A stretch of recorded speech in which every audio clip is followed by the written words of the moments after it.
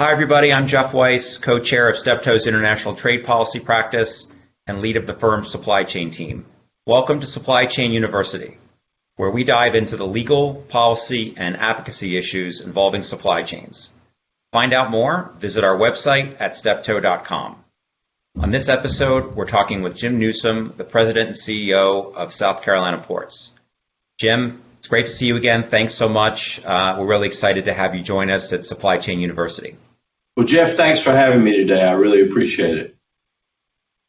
So, South Carolina Ports had a record-breaking fiscal year in 2021 and also a record July for containers. Can you tell us a bit about those volumes and what do you attribute that to?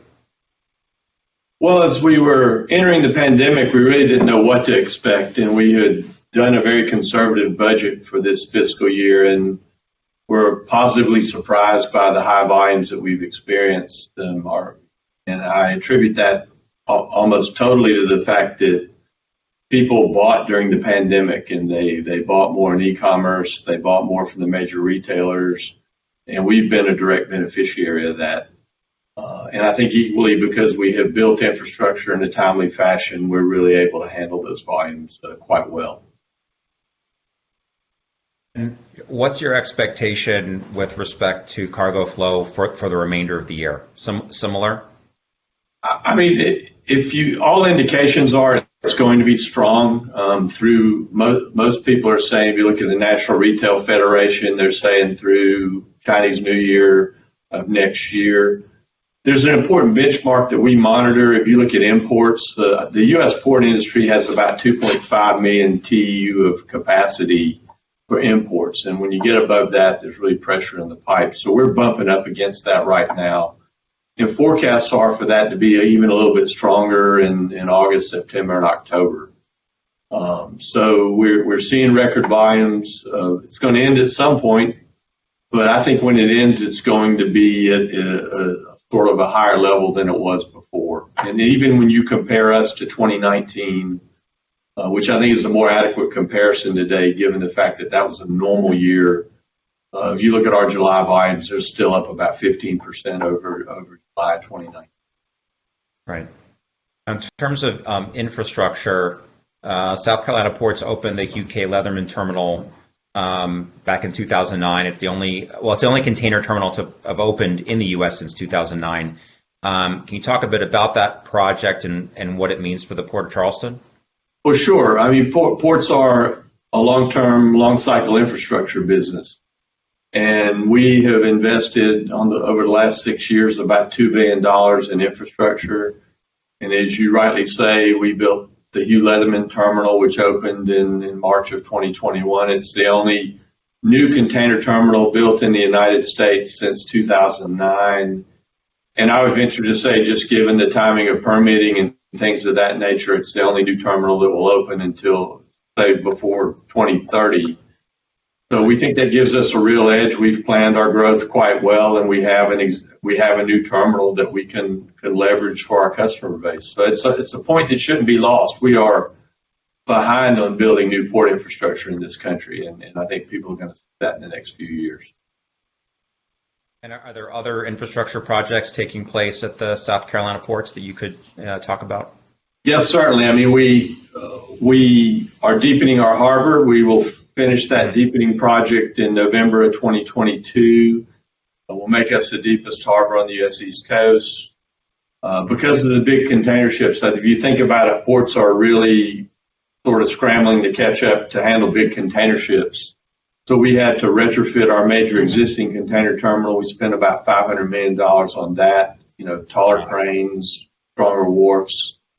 And then we built 2 inland ports. And inland ports really enhance the supply chain infrastructure by making the last mile of delivery more efficient by overnight rail. So we've done a lot infrastructure-wise, and I think that sets us apart in terms of our ability to grow.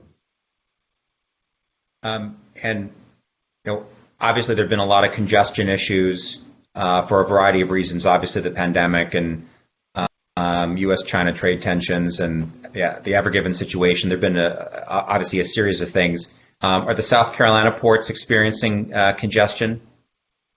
Well, yes and no. I mean, I believe that we're well prepared in terms of the amount of equipment we have and the infrastructure we built in terms of gates to handle higher volumes. Having said that, like most companies going into the pandemic, we didn't hire in the last fiscal year, so we were not anticipating growth. I think you see that throughout the supply chain. So we're playing catch up now. We're actually hiring 150 people to really get back on a track to handle the volume. What we're seeing, and is a direct result of the fact that there's simply not enough distribution center capacity in the United States. I think Prologis says it's about 300 million square feet shortage of distribution centers. At this time last year, we had about 34,000 containers total on our terminals. Now we have about 55,000. So there's an overall slowing in velocity. People just not able to take delivery of the cargo they've ordered. So that is really creating some congestion and an overall sort of bottling up of the supply chain, I would say. And what are some of the lessons? I mean, obviously there was a lot of disruption back in, I guess, the spring of 2020, and it's continued over time. What are some of the lessons you've learned from the pandemic in terms of how to keep cargo flowing? And like you said, it sounds like there's a lot more cargo that's waiting at the terminals. Well, we learn every day. I think that we've learned several things. One is that the global supply chain in the U.S. is infrastructure is pretty rigid. It's hard to take an existing terminal and add 40% volume to it and not have some adverse impacts. Again, we're fortunate to have built a new terminal. So this is not whatever's happening is not amenable to overnight solutions. So that's one thing that we've learned. Second thing is that the idea that China would sort of decline as a manufacturing hub, that was simply wrong. I mean, China is manufacturing more than ever. And I have the theory that because a lot of retail has shifted to the larger retailers, I think larger retailers are more adept in sourcing in China and Vietnam and places like that. So I think that's one of the reasons we're seeing growth. So there's no easy answer to this. And what I get concerned about is that everyone sort of protects their own little world, their own interests in the supply chain world, instead of really working together to try to solve some of the issues. Because some of the issues are not amenable to easy solutions. They're going to take expenditures on infrastructure, which are not easy to do in a timely fashion.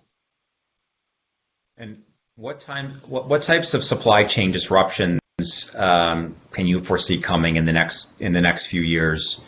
Looking at your crystal ball based on some of the disruptions you've seen over the last few years, and do you think as a country the United States is ready to handle those challenges? Well, so just to give you a few examples. Number one, I mean, there are not as many berths in ports anymore. When most of these port terminals were built, they were built for 700 or 800 foot long ships. They're handling 12 or 1,300 foot long ships today. So a terminal like the Wando terminal, which was a 5-berth terminal, is now a 3-berth terminal. So we don't have as much berth capacity ports. And in some ports, not Charleston, but in some ports you have significant waiting time for ships to get in and out, which affects reliability.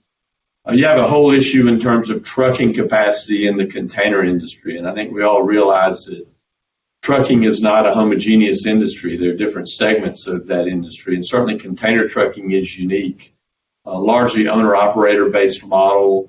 And over time, that's not proving to be as reliable a model as it should be. It's hard to attract people to do trucking, although really, if you think about it, container trucking should be a pretty good business because drivers get home at night. So we've got to address, and I think it's the major challenge, we've got to address what is really a structural shortage of truck drivers. And that's one of the reasons that containers are not moving. We have to look at intermodal rail infrastructure. I mean, we have this thing called precision schedule railroading, which in a way is a euphemism for driving costs down and maybe offering less service. So that making intermodal rail more reliable, and particularly the interface in inland depots, near distribution centers is critical. And then finally, the whole issue of chassis. We have a steamship chassis model that is, in the most optimistic terms, as far as we're concerned, on borrowed time today. Not been significant new investment in chassis, and this is a further sort of threat to reliability in the supply chain, which we're actually taking some steps to deal with.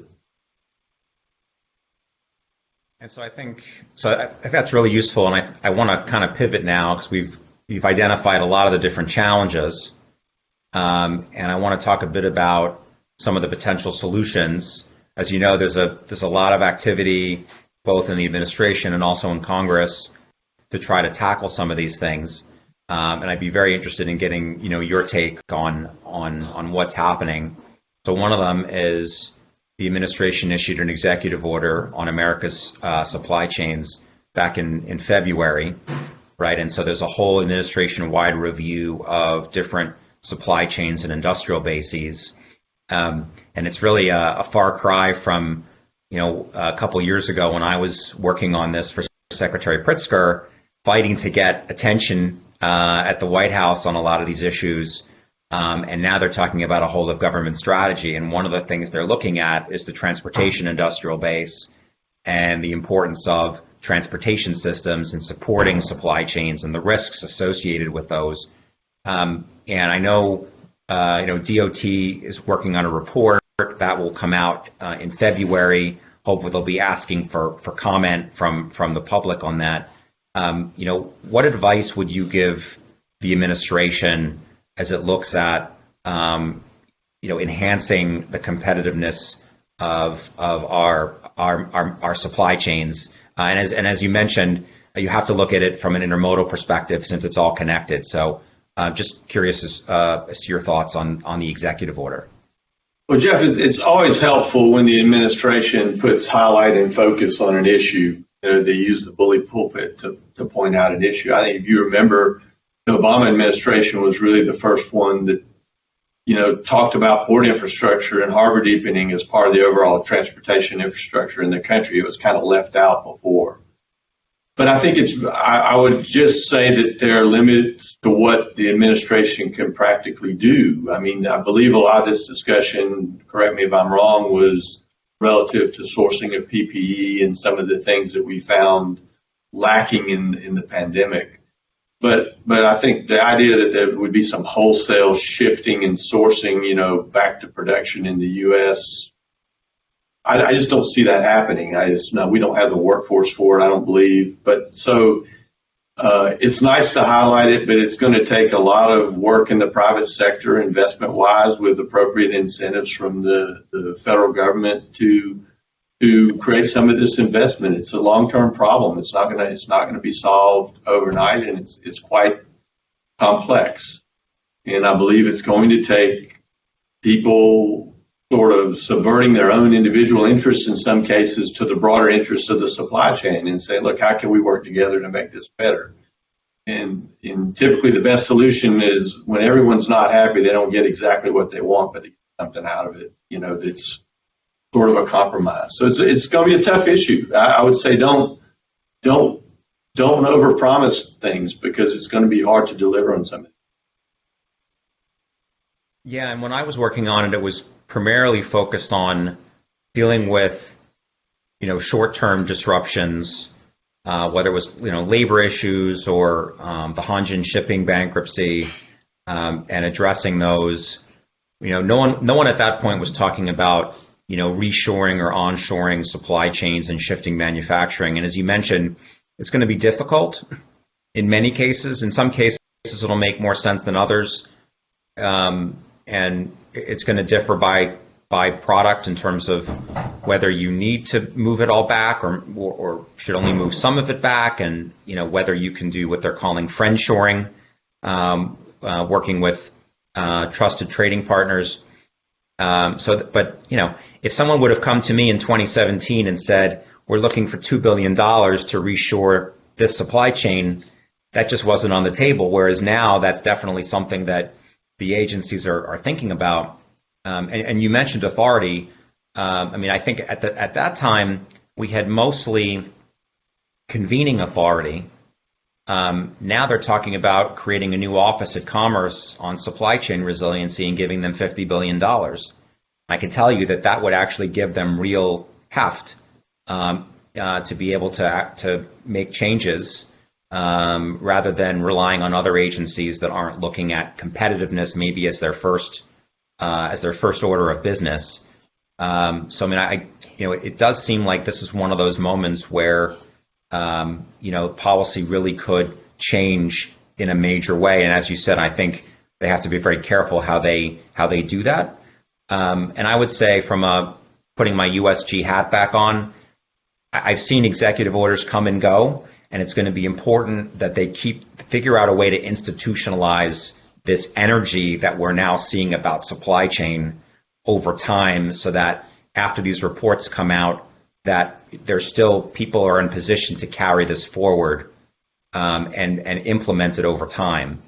And I would note, in terms of funding, in addition to the commerce funding they're talking about, the Senate just passed the infrastructure bill, and I think if I'm not mistaken, there's $17 billion in there for ports. That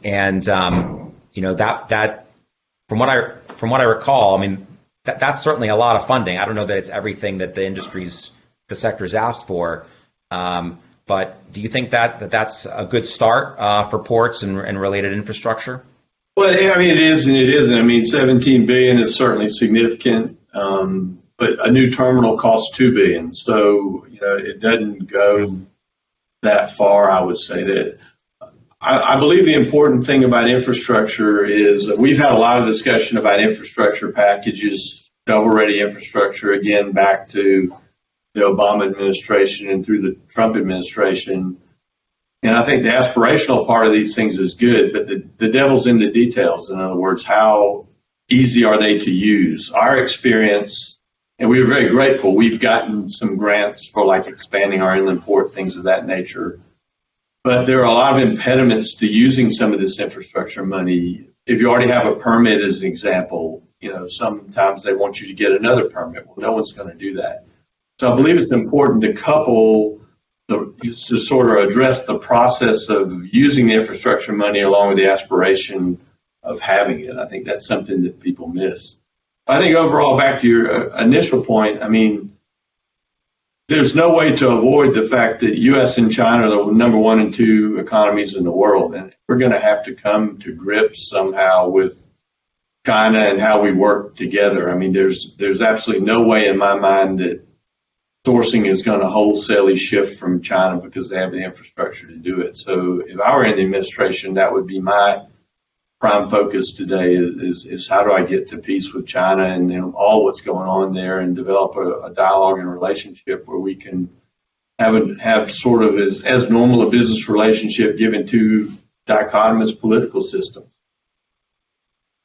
Yeah, and I know that that's been under review for some time. The administration has said we want to focus on making domestic investments before we talk about negotiating new trade agreements. At the same time, I know the business community has been pushing the administration to re-engage with China on phase 2 of the negotiations over the trade deal. I know that the implementation of the first phase of the trade deal has differed based on the commitment. But clearly, I think you're right. I mean, we need to work on that issue and try to resolve it as best we can to keep trade moving. There was another executive order that the administration issued just recently on competition, and so that's another avenue where I think the administration is looking. The executive order specifically called out the Federal Maritime Commission, and it encouraged them to vigorously enforce the Shipping Act, in particular the provisions relating to unjust and unreasonable practices for detention and demurrage. They talked about the interpretive rule and to consider further rulemaking to improve detention and demurrage practices. And I'm just wondering, from your point of view, what's the significance of the executive order? And do you think that this is going to lead to further actions by FMC? Well, I am a liner shipping guy running a port. I spent most of my career in container shipping, so I've obviously got a viewpoint here. And I watched the Shipping Act of 1984 being enacted, and I watched the Ocean Shipping Reform Act of 1998 being enacted. And the thrust of both those pieces of legislation, like with all transportation deregulation or re-regulation, was really a move to contract carriage and away from common carriage.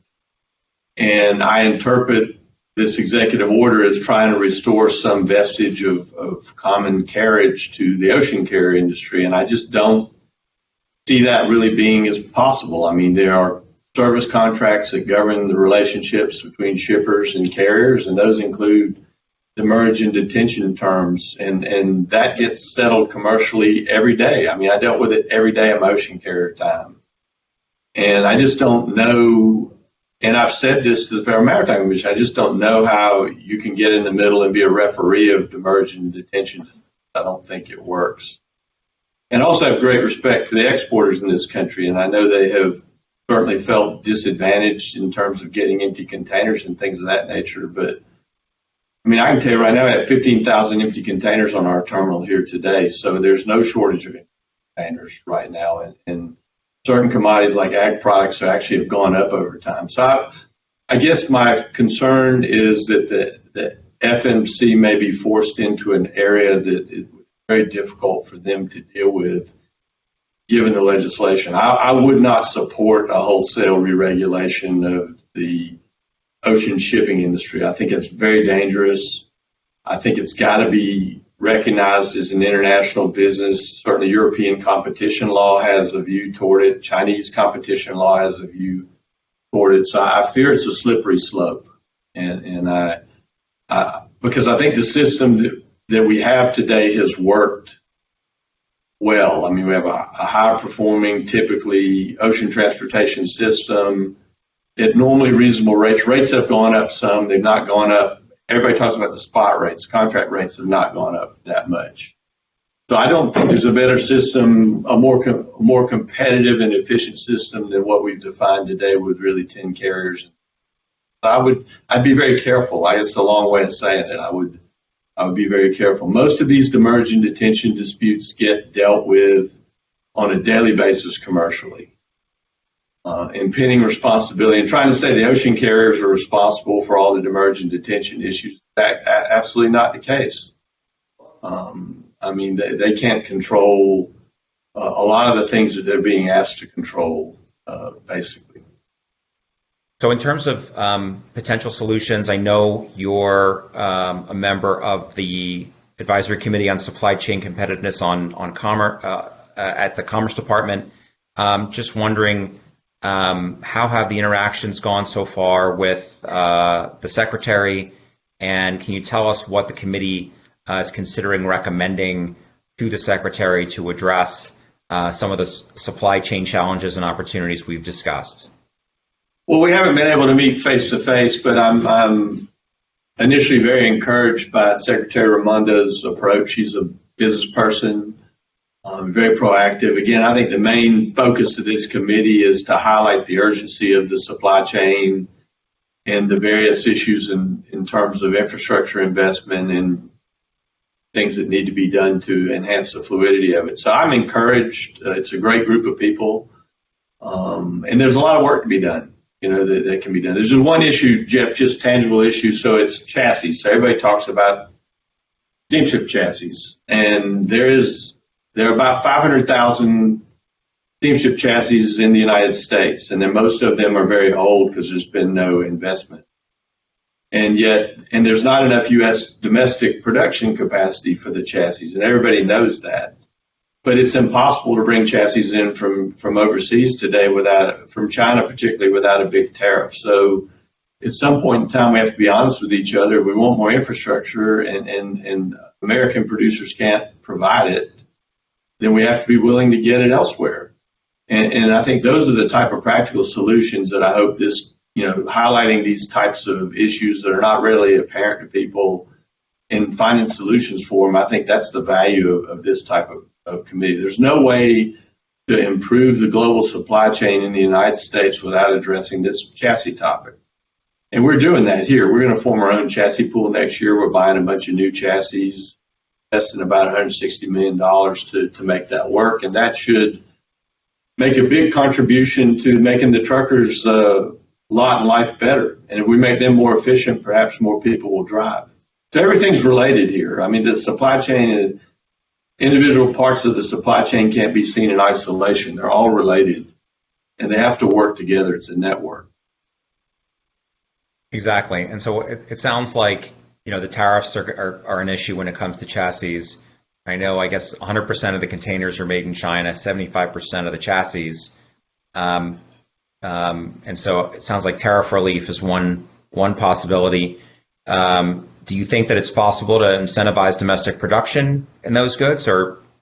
I mean, I think yes to both. I mean, it's not complicated to make a chassis. There are companies here. We've talked to one here who can make a chassis. And certainly some incentives to those companies to do that, tax rebates, whatever, investment credits, those could be things that would work. By the same token, if you want to replace the chassis fleet and the cost of a new chassis from China, say, was $11,000 and now it goes up to $17,000, I think you would agree that probably doesn't encourage people to invest in new chassis. So, it's nice for the few domestic producers to say that they have the capacity to do it, but we know that they don't. And they made a complaint saying they did and they don't. So I mean, we've got to be real with each other about that. That's an example of, again, saying, they're looking out just for their own interest and they're not thinking about the interest of the supply chain. That's just the way I feel about it. You mentioned earlier the trucking industry. How do you think we can help strengthen that segment? I mean, clearly, I would think that reducing congestion where that's occurring is going to have to be part of the solution if they're being paid by the load, right? And they're spending 8 hours in line versus 1 hour. Any other thoughts about how to help there? Sure. I think there's no reason that container trucking cannot be an attractive living. If you look today at trucking, if you look at Walmart truck drivers, they make a good living today. And container truckers can be home at night. So we've got to have a way to recruit people into the industry. People retiring from the military is an excellent source of truck drivers, yet that's not easy to do. The military does nothing really to help place those people into trucking. There are insurance issues. If you don't have 2 years of documented experience, you can't really drive a truck.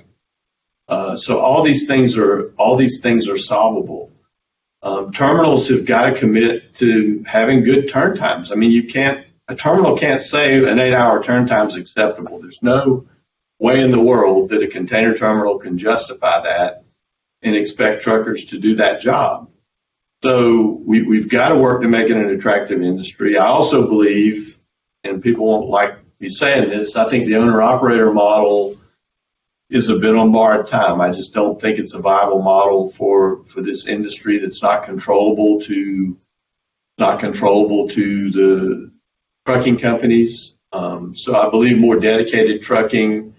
We're looking at some dedicated trucking concepts that hopefully make sense for providing reliable capacity. It's all about having reliable capacity, and people can't work 3 or 4 days a week. I mean, there's all this discussion now about ports should stay open 24 hours a day and whatever. Well, how are you going to do that if the trucking capacity is not there? And most owner-operators don't slip seat their trucks like cab drivers do. So you open a terminal 24 hours a day and a driver's only going to drive 10 or 11 hours a day, there's a basic mismatch there to begin with. So it's the biggest challenge that we have, is to make sure there are enablers for making container trucking an attractive industry, and there's really no reason it shouldn't be.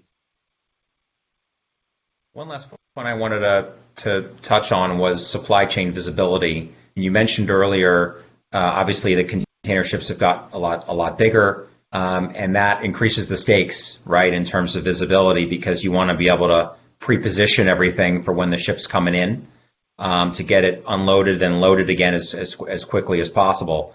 Do you have any thoughts about how we could improve supply chain visibility within the U.S. supply chain system? Well, it is an issue. I mean, I had the good fortune of serving on Commissioner Rebecca Dye's supply chain visibility task force that she convened.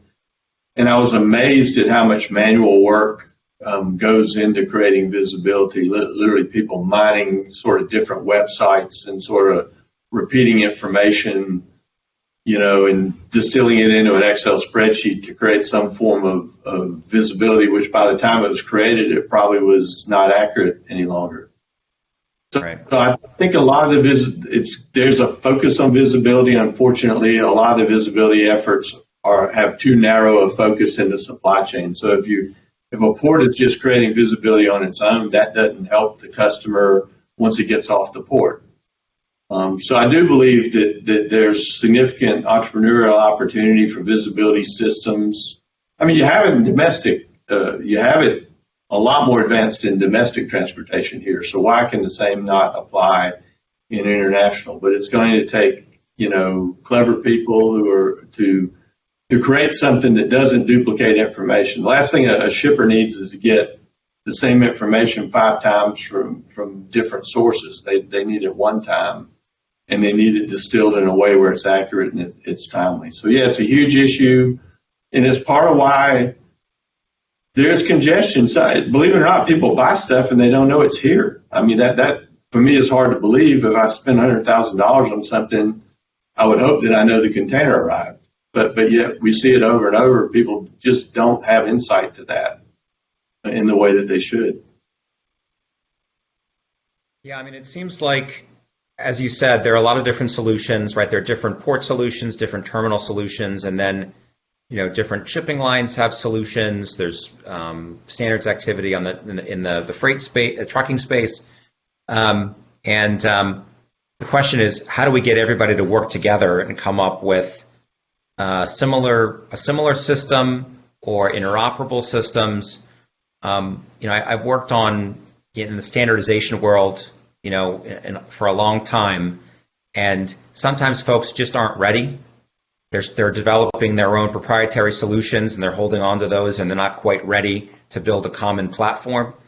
Do you get a sense that there's a tipping point yet that all the different systems that have been developed, people are ready to come together and say, all right, let's have a common standard that we can all work off of for the greater good? Jeff, the good news is that one of these problems that we've discussed, it isn't solvable, over time and with money. And I hope so. I hope if we're not reaching a tipping point now, I don't know what would take us to a tipping point. But we have some basic things that have changed in my career. I mean, you have this whole dynamic in business today. You have operations people and you have procurement people. And the job of procurement people is to drive prices down. You still have people doing e-auctions for trucking when there's no truck capacity.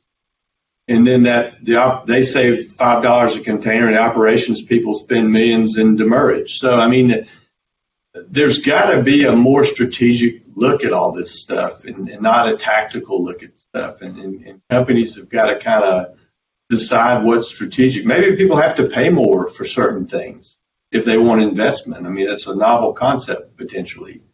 But there's going to have to be some intelligence behind investment, and that may take money to do that. So yeah, I think we're at a tipping point. These things aren't easy to solve. We can solve them, but if we don't work better together than we have up to now, we won't find a lot of solutions, I fear. Well, thanks, Jim. Really appreciate your coming on. Any final thoughts you wanna make for the audience before we head out? No, I think it's a helpful dialogue. I really appreciate the opportunity and look forward to doing our part here at South Carolina Ports Authority to solve some of these issues. Great. Well, thanks again for coming on the show. It's really been fantastic discussion, and I know you've given me a few ideas, some food for thought on some of these issues that I'm very passionate about from my government days and into my work here at Steptoe. Look forward to continuing discussion on all of these developments. So thanks again for coming on. Yeah, come visit us sometime. Definitely, will do. All right, thank you. So thanks again. That's it for this edition of Supply Chain University from Steptoe & Johnson. You can find this and all of our videos at steptoe.com. You can also find us on YouTube where you can like and subscribe. Thanks everyone for joining us. Take care.